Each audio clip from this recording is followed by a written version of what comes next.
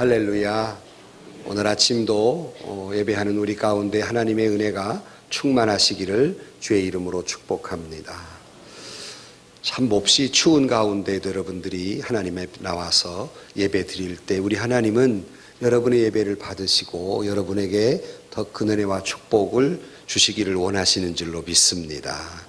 우리가 진정으로 예배를 드리면서 온전한 예배, 주님이 기뻐하시는 예배를 드릴 때 하나님께서 우리에게 영적인 축복도 그리고 물질의 축복도 그리고 여러분이 하는 모든 일에 형통의 축복도 주실 줄로 믿습니다.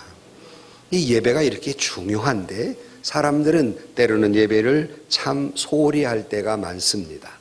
특별히 신앙생활 하는 사람 가운데에도 예배를 소홀히 하는 경우를 볼 때 하나님이 얼마나 마음이 아프실까 그런 생각을 해봅니다. 어느 내외가 예수를 믿는 부부가 있었는데 이 사람들은 매일 주일날 아침마다 싸워요. 왜 싸우느냐? 주일날 아침에 누가 대표로 교회 가냐? 이것 때문에 싸우는 거예요. 대표로 서로 당신이 가고 당신이 가라고. 남편이 가면 아내가 쉬고 아내가 가면 남편이 쉬고 이런 엉터리 신앙생활을 해왔는데 이 남편이 하루는 꿈을 꾸다가 두 내외가 같이 죽어서 천국 가는 꿈을 꾸었어요. 천국 가는 꿈을 꾸었는데 천국을 갔더니 천국에 있는 문지기가 두 사람이 오니까 물었습니다. 당신들 부부요? 그랬어요. 예, 우리 부부입니다. 그러면 당신들 둘 중에 하나 대표로 천국 들어가시오. 그 꿈을 꾸고 깜짝 놀라서 깨가지고 이게 대표로 주일날 가서는 안 되겠구나 하고 그 뒤로부터 열심히 신앙생활을 했다 그럽니다. 혹시 여기 대표로 오신 분 계십니까? 신앙생활은 대표로 하는 것이 아니에요. 예배는 대표로 하는 것이 아닙니다. 우리는 이렇게 신앙인이란 사실은 하나님 앞에 예배하는 자입니다. 이게 신앙인이에요. 예배하는 자. 그런데 하나님께 우리가 예배를 드릴 때 사람들이 생각할 때 내가 예배 드렸다. 그냥 단순히 이 자리에 참석한 거. 거기에 의의를 두는 분들이 많이 있어요. 그냥 내가 와서 여기 앉았다. 여기에만 의의를 두는 사람들이 많습니다. 신령과 진정으로 뜻과 정성을 다 예배 드리는 것이 아니라 그냥 내 몸이 와 앉았다 하는만 생각을 해요. 그래서 예배를 시작할 때야 같이 일어났다 앉았다 하고 찬송 부를 때 같이 열심히 하고 기도할 때 같이 기도하고 이래요. 그러다가 목사가 설교 시작하면 그때부터 딴짓하는 사람들이 많아요. 사실은 그때 집중해야 되는데 다른 건 잘 따라오다가 여러분 예배 시간 중에 제일 지루한 시간이 언제예요? 하나도 없다고? 지루한 시간. 우리 교인들은 수준이 높아가지고 예배 드릴 때 지루할 새가 없는데 저 어떤 교회는 그런데요. 꼭 설교할 때가 제일 지루하다는 거예요. 표정을 보니까 동감하는 분들도 계시는 것 같아요. 설교가 좀 짧았으면 좋겠다 생각해요. 설교를 듣는 사람들도 그냥 각양각색이에요. 설교를 들어야 할 시간에 사람들 가운데는 설교를 할 때 딴 생각하고 있는 딴 생각한 딴 생각파가 있어요. 또 아무 생각 없는 멍 때린 파 그런 사람도 있고 또 설교를 하면 꼭 집에서 자지 교회 와서 자는 수면파 있어요. 또 어떤 사람은 설교를 하면 설교는 안 듣고 옆 사람하고 자꾸 쪽지파 쪽지서 주보에다 쪽지 써가지고 왔다 갔다 찬양되는 그런 사람이 없으리라고 생각해요. 쪽지파. 그런가 하면 또 설교만 했다 그러면 주보를 그냥 처음부터 끝까지 읽는 주보파. 주보를 탐닉하는 거예요. 그런가 하면 우리 설교를 시작하면 평소에 성경을 읽어야지 설교 시간에 성경을 읽고 앉았어요. 실속파. 이래가지고 하나님이 기뻐하시는 예배가 될까? 이래가지고 은혜 받고 복 받을까? 당연히 제가 묻지 않아도 여러분이 아니라는 걸 다 알아요. 그런데 왜 예배를 정성스럽게 드리지 않는 겁니까? 어차피 우리가 나와 예배를 드리는데 왜 온전한 예배를 드리지 않는 겁니까? 온 마음과 정성으로, 신령과 진정으로, 마음과 뜻과 정성을 다해서 예배를 드려야 되는데 왜 여러분들은 온전히 주님이 기뻐하시는 예배를 드리지 못하고, 잘못된 예배를 드리는 것은 잘못된 신앙인 것이고, 잘못된 신앙으로 사는 사람은 잘못된 인생을 살아갈 수밖에 없어요. 하나님께 상달될 수도 없고 하나님이 기뻐하시도 아니하시며 여러분에게 은혜와 축복도 내리지 못한다는 말이에요. 그래서 오늘 로마 12장 1절 말씀에 그러므로 형제들아 내가 하나님의 모든 자비하심으로 너희를 권하노니 너희 몸을 하나님이 기뻐하시는 거룩한 산 제물로 드리라. 이는 너희가 드릴 영적 예배니라 그랬어요. 우리는 예배당에 이렇게 다 앉아있는 거, 이게 하나님께 드릴 영적 예배라 이렇게 생각하지만, 이 영적 예배란 말은 올바른 예배 또는 진정한 예배, 하나님이 받으실 만한 예배, 하나님이 기뻐하시는 예배는 너희가 거룩한 산 제물로 예배를 드릴 때 하나님이 기뻐하시는 예배라 하는 말이에요. 사도 바울의 이 로마서가 크게는 두 부분으로 이렇게 나눌 수 있어요. 1장부터 11장까지, 오늘 읽은 바로 앞에까지 1장부터 11장까지는 믿음으로 의롭게 되며 이신칭이, 그리고 은혜로 구원받았다 하는 교리적인 내용이 1절부터 11절까지 쭉 나와 있어요. 그리고 12장부터 16장까지는 구원받은 사람, 은혜받은 사람이 어떻게 살아야 하나, 삶의 적용의 부분에 대해서 12장부터 16장까지 있습니다. 사도 바울의 서신은 대부분 이렇게 두 구분으로 단락으로 구분될 수 있어요. 자, 그러면 이것을 이어보면 오늘 성경 말씀에 보면 하나님께서 우리에게 말씀하실 때 12장 1절에 그러므로라는 말로 시작하고 있어요. 그러니까 이걸 이어서 이렇게 설명할 수 있어요. 믿음으로 구원을 얻은, 은혜로 구원받은 자들이 우리가 하나님의 은혜로 구원을 받았으니 그러므로 이렇게 살으라. 하나님의 은혜로 구원받은 자는 이렇게 은혜로 구원을 받았으니 그러므로 이렇게 살라가 12장 1절부터 시작이 돼요. 그러면 구원받은 자, 다시 말하면 신앙인들이 살아야 할 내용의 첫 번째, 그러므로 하고 첫 번째 다루는 문제가 예배의 문제예요. 우리 신앙인으로서 가장 중요한 그러한 것은 바로 예배드림이에요.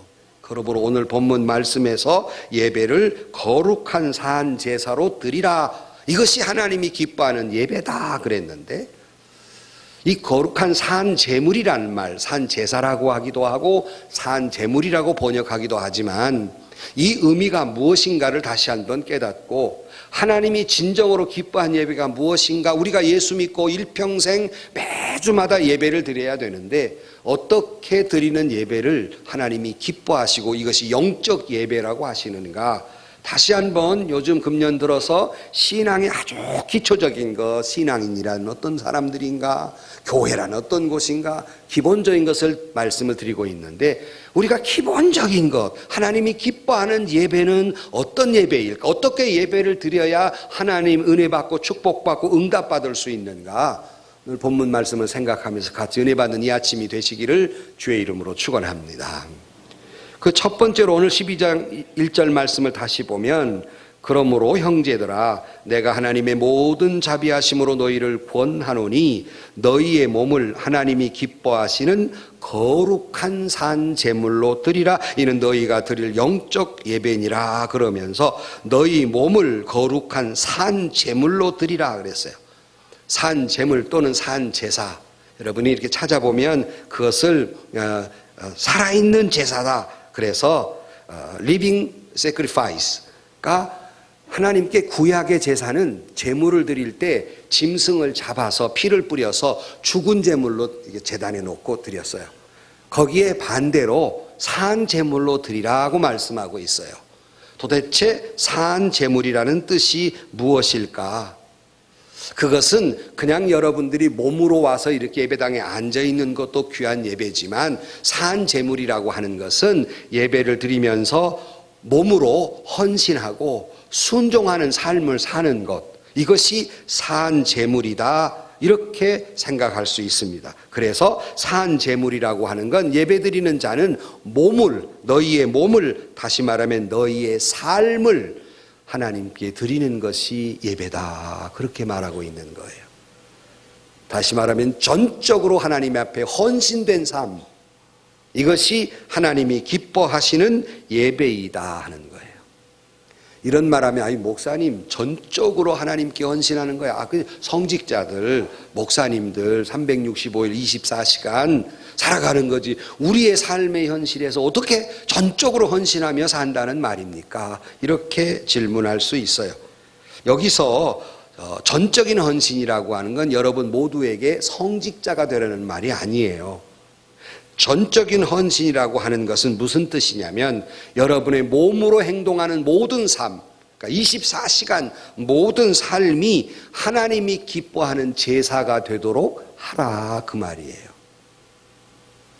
여러분 지난 한 주간 동안 살아오면서 한 주간 동안 24시간 여러분의 모든 삶이 하나님이 기뻐하시게 드릴 수 있는 제사가 되었습니까?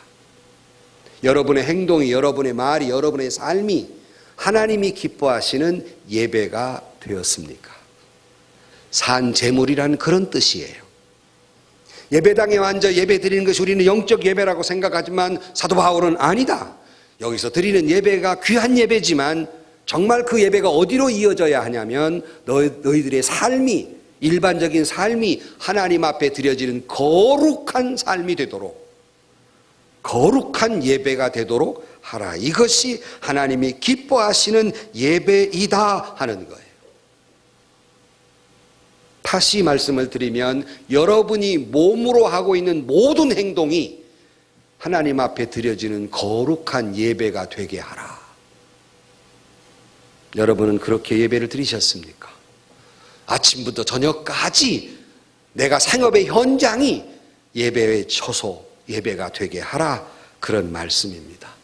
하나님이 원하시는 그런 헌신적인 삶을 살도록 하라, 그런 말이에요. 우리는 성직이라는 말을 할 때 구별되게 목회자나 이런 사람들은 성직이다 이렇게 말하지만 우리 신앙, 우리 이 기본적인 신앙의 개념은 꼭 교회에서 이렇게 헌신된 목회자들만 성직이 아니라 여러분의 모든 직업은 성직이에요. 믿으면 아멘 하십시오. 여러분의 모든 직업은 성직입니다. 왜 성직입니까? 하나님을 기쁘시게 하는 일이니까. 하나님이 기뻐하는 예배이니까. 그게 성직이라는 말이에요. 자꾸 구분하려 들려요. 내 삶이 있고 예배의 거룩한 모습, 그게 아니라 예배당의 거룩한 모습이나 삶의 거룩한 모습이나 같아야 하고 이것이 성직이다 하는 거예요. 그러므로 우리는 교회 안에서의 거룩이 여러분의 가정 안에서에도 거룩을 이루어야 하고 여러분의 회사 속에서도 거룩해야 하고 교회에서만 그저 교양 있는 신앙 있는 말하는 게 아니라 살아가는 모든 삶이 신앙 인격이 드러나고 신앙인으로서의 언어와 행동과 삶이 되어야 한다는 말입니다. 그러므로 혹여 가사 노동을 하는 주부라도 이 가사의 일도 거룩하고 하나님의 일이며 여기 교회당만 제단이 아니라 여러분이 혹시라도 가정에서 일하면 그 가정이 여러분이 예배드리는 제단이고 여러분이 회사를 다니면 그 회사가 여러분들이 하나님께 예배드리는 제단이라는 말입니다. 이것이 산 제물이라는 말이에요. 내 몸으로, 내 삶으로, 다시 정리해드리면 하나님께 영광을 돌리게 하라. 이 말이 산 제물이라는 말이에요. 모든 삶이 하나님께 영광을 돌리도록 하라. 이것이 신앙인이에요. 이것이 예배드리는 신앙인의 삶이에요. 어느 가정에 노부모님을 모시고 있는 부부가 있었어요. 근데 이분들이 전도를 받고 교회를 가게 됐어요. 그런데 옛날 어른들이 교회에 대한 오해가 많아서 자기들 이렇게 봉양해야 될 자식이 교회를 다닌다니까 불러다 놓고 꾸지람을 하는 거예요. 너 교회 다닌다며? 예, 교회 다닐랍니다. 그런데 너들 교회 믿는 사람들은 그저 부모가 죽어도 제사를 안 드린다면서 그러는 거예요. 너들 그러면 내가 죽으면 제사도 안 드릴 거 아니냐? 그러면 내가 죽어서도 굶고 살란 말이냐? 죽었는데 어떻게 살아? 말인지를 못 알아듣네. 내가 죽었는데 어떻게 죽을 모란 말이냐? 내가 눈이 흙이 들어가기 전에는 절대로 너들 예수 못 믿는다. 그랬어요. 이 호성 깊은 부부가 당황이 된 거예요. 부모님이 그렇게 나오니까 성령이 그에게 지혜를 줬습니다. 그것이 아닙니다. 부모님. 그것이 아니라 그러면 제가 죽은 제사와 산 제사가 무엇인지를 보여드리려고. 우리는 산 제사를 드리는 사람들입니다. 내가 보여드리겠습니다. 그리고는 그동안에도 부모님께 정성을 다했지만 그냥 그 시간부터 다른 때보다 훨씬 더 부모님에게 맛있는 것 해드리고 용돈도 듬뿍 드리고 그리고 좋아하는 것도 모시고 다니면서 철마다 보약도 해드리고 온갖 정성을 다했습니다. 그제서야 부모가 그게 무슨 뜻인가를 이해했습니다. 다시 불렀습니다. 너 말이 맞구나. 죽은 다음에 무슨 소용이 있냐? 살아있을 때가 더 낫지. 너희들 계속 예수 잘 믿어라. 나도 교회 갈란다. 그러시더래요. 여러분, 예수 믿는 며느리 둔 부모님들 가운데 불평이 뭡니까? 교회는 뻔질나게 가면서 나한테는 전화 한 통 안 한다는 거예요. 그분들의 불평이 뭡니까? 교회에다가 헌금 다 바치고 나 용돈 10,000원 주는 것도 벌벌 떤다는 거예요. 그게 예수 믿는 겁니까? 산제사를 드리고 부모가 살아계실 때 정성을 다하세요. 그것도 하나님께 헌신하는 거예요. 부모에게 잘하는 것도 하나님께 헌신하는 거예요. 내 성직이에요. 그것이. 이게 거룩한 일이에요. 여러분, 교회는 결코 광신자를 만드는 곳이 아닙니다. 교회는 결코 가정을 도외시하고 교회만 정성스럽게 섬기라는 말 아닙니다. 삶 자체가 하나님께 예배를 드려야 하고 여러분이 있는 곳이 주님께 예배드리는 성제단이 돼야 한다는 말씀이에요. 여러분이 직장에서도 하나님께 영광을 돌리고 가정에서도 하나님께 영광을 돌리고 여러분의 삶 전체가 주님께 영광을 돌리게 하라 하는 말씀입니다. 예배를 한만 드리고 돌아가서 잘못 살면 그것이 무슨 산 제물이 된 삶, 그 예배가 되겠습니까? 어느 할머니가 그날 예배를 드리고는 너무 은혜를 받아가지고 예배당에 나온 꼴로부터 찬송을 흐드러지게 부르면서 그렇게 이제 집으로 가는데 가다가 골목에 딱 들어갔는데 어느 집 지붕에 호박이 놀로르니 이만한 게 탁 달려있는 거예요.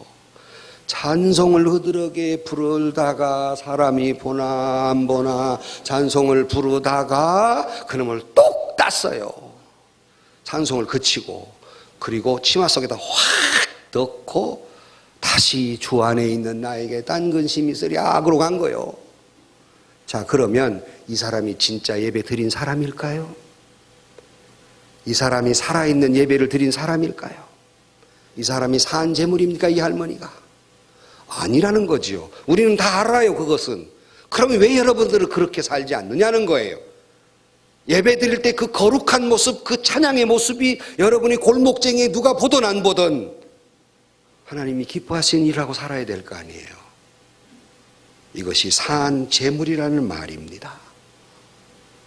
이것이 하나님이 기뻐하는 예배라고 하는 말이에요. 그러니 우리는 이 예배가 끝나면 예배가 끝났습니다가 아니에요. 제2의 예배가 시작되는 것이고 우리의 삶 전체는 예배 중이에요. 24시간 365일 우리는 계속 예배 중인 사람들이에요. 믿으면 아멘 하십시오. 옆 사람에게 지금은 예배 중입니다. 시작. 지금은 예배 중이에요. 집에 가서 부부간에 싸울 때도 얼른 지금은 예배 중입니다. 지금은 예배 중입니다. 밥 먹을 때도 지금은 예배 중이에요. 그래서 어느 목사님 하도 술 마시니까 집사가 술 마시니까 너 이렇게 마셔봐라. 술 마시기 전에 기도하고 마셔봐라 그러더래요. 그게 들어가나 그게 들어가나 그게. 예배 중입니다. 예배 중입니다. 직장에서도 예배 중입니다. 가정에서도 예배 중입니다. 아니, 길을 걸어가도 예배 중입니다. 잠을 자도 예배 중입니다. 이것이 산재물이에요. 여러분, 우리가 가정 안에서도 직장 안에서도 지금은 예배 중이라는 사실을 기억하면서, 내가 아직 산 재물이라는 사실을 기억하면서 주님께 삶으로 드리는, 여러분의 몸으로 드리는 살아있는 예배가 되기를 주의 이름으로 축원합니다. 두 번째는 그 다음 절에 보면 앞부분에 너희는 이 세대를 본받지 말고 오직 마음을 새롭게 함으로 변화를 받아 그랬어요. 이 영적 예배를 드린 사람, 하나님이 기뻐하는 예배를 드린 사람은 몸으로도 주님께 영광을 돌리지만 마음의 변화를 일으키는 거예요. 변화된 마음을 하나님께 드리는 것, 이것이 산 제물이에요. 하나님의 말씀을 듣고 땅의 것을 추구하던 사람이 하늘의 것을 추구하고 썩어질 것 덧없는 걸 추구한 사람이 영원한 생명을 추구하며 살아가는 마음의 변화받은 삶으로 살아가는 사람, 이것이 진정으로 예배드리는 삶이에요. 맨날 예배를 드려도 아무런 마음의 변화도 없이 거룩한 모습을 닮아가지 않는다면 그것은 하나님이 기뻐하는 예배가 아니라는 거예요. 거죽은 신앙인이나 속사람이 신앙인이 아니란 말이에요. 이재철 목사님의 믿음의 글들 나의 고백이라고 하는 책에서 수기를 이렇게 소집하는 책인데요, 거기에 이범선이라는 사람이 쓴 중평소설 피해자라고 하는 소설의 이야기가 나오는데요, 거기에 구두 속의 돌멩이라는 그런 주제로 이런 얘기가 나옵니다. 이 이야기의 주인공, 이 소설의 주인공은 최요한이라는 사람이에요. 이름으로 봐서 믿는 사람이죠. 최요한이라는 사람인데 그 아버지는 아주 믿음이 깊은 장로님이세요. 평양에서 장로님으로서 고아들을 데려다가 아주 자기 친자식처럼 길러주어서, 그래서 사람들에게 존경받고 고아의 아버지라고 소문난 이 최 장로님이 계셨어요. 정성스럽게 고아들을 돌보, 얼마나 존경할 만한 분입니까? 그런데 이 최요한 이 아들이 그래 마침 고아원생 가운데에서 한 명숙이라고 하는 여자를 사랑하게 됐어요. 둘이 사랑하게 됐어. 그래서 결혼을 하고 싶어서 아버지에게 이야기하면 당연히 허락해 주시리라, 자식처럼 길렀으니까 하고 아버지에 가서 허락을 먼저 구했어요.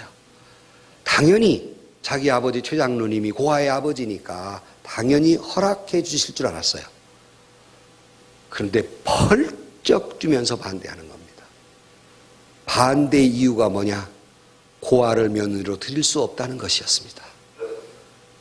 아니, 우리 아버지가 그동안에 고아를 친자식처럼 길러주었는데 막상 자기 며느리로 드리려니까 고아를 며느리로 드릴 수 없다는 것입니다.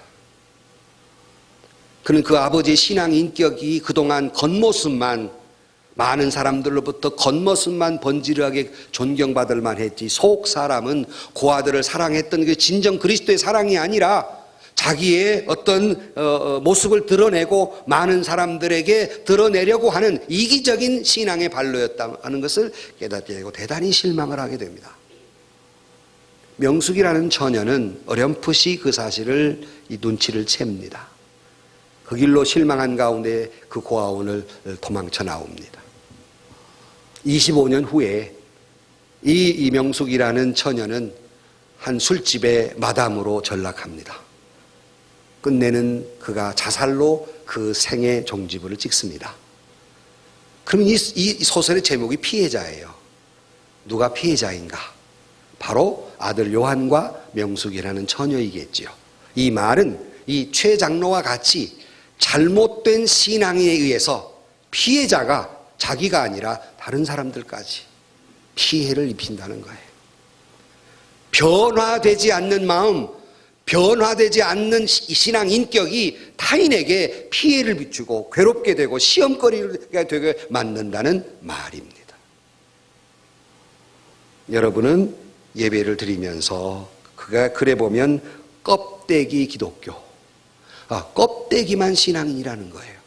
그리고 이런 신앙인들은 구두 속에 돌멩이와 같다, 그런 표현을 해요. 돌멩이는 스스로 깰 수가 없습니다. 꺼낼 수가 없어요. 계속 발을 괴롭히죠. 이게 껍데기 기독교인들의 모습입니다. 자기도 괴롭고 남도 괴롭히는, 이것이 마음이 변화되지 않는 신앙인에 대해서 냉철하게 이야기하고 있는 겁니다. 그렇다면 나는 혹시 껍데기 신앙인은 아닌가? 예배는 드리고 있는데 나는 혹시 구두 속에 있는 돌멩이와 같은 존재는 아닌가? 나는 정말 진정 주님 앞에 예배를 드리고 마음의 변화를 받은 신실한 신앙인인가를 깊이 생각해야 하는 것이에요. 제가 전도사 때 저희 형님이 군대를 이렇게 의무병으로 다니셨는데 저도 와서 그래요. 내가 군대 생활을 3년에 딱 한 놈 안 죽을 만큼 팼다 그래요. 그래서 아니 믿는 사람이 왜 구타를, 옛날에는 뭐 구타가 보통 있었지만 왜 때립니까? 누구를 때렸는데요? 그랬더니 내가 전도사 한 놈을 내가 죽도록 팼다 그래서, 아니 아우가 전도사인데 다른 사람도 아니고 신학교 출신 사병으로 들어왔더라고요. 신학교 출신 전도사를 왜 팹니까? 동생을 봐서라도 그러면 안 되지. 그랬더니 들어보라 이거예요. 내가 안 패게 생겼나? 이놈이 그래요. 이놈이 꼭 온 부대가 다 훈련 나가려고 그러면 금식기도 한다고 들어놓다는 거예요. 의무실에 와가지고 들어놓는다 금식기도 한다고.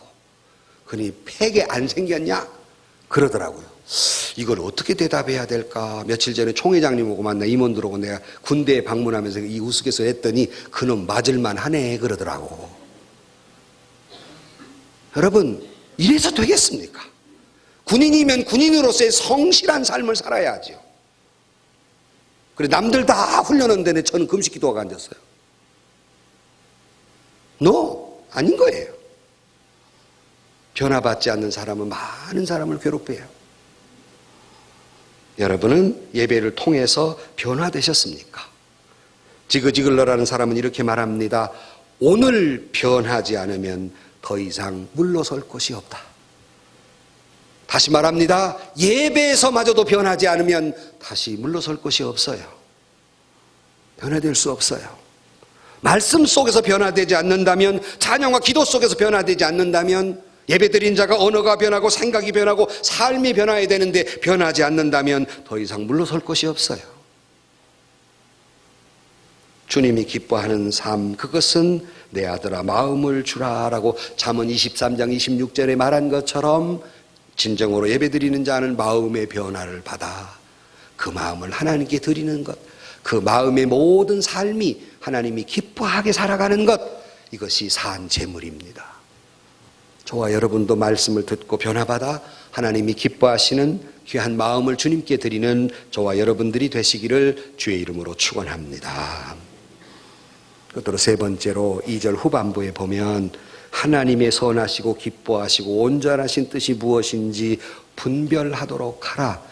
즉 말해서 하나님이 기뻐하는 영적 예배를 드리는 자는 하나님의 뜻을 잘 분별한다고 하는 것은 하나님의 뜻이 무엇이며 어디에 있는가를 알고 이거에 순종한다는 말이에요.